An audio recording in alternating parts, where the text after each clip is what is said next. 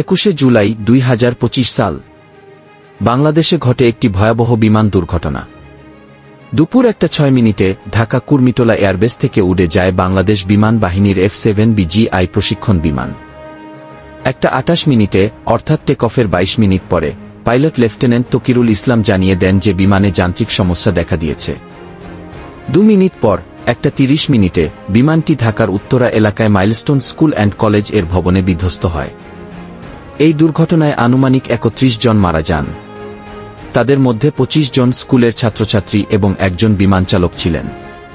তবে আনঅফিসিয়ালি জানা গেছে 100 জনেরও বেশি মারা গিয়েছে। আহত হন প্রায় 170 জন। তাদের মধ্যে 78 জন এখনও হাসপাতালে চিকিৎসাধীন। দেশজুড়ে নেমে আসে শোকের ছায়া।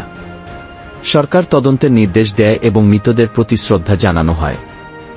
ফলো এবং সাবস্ক্রাইব করে পাশে থাকবেন।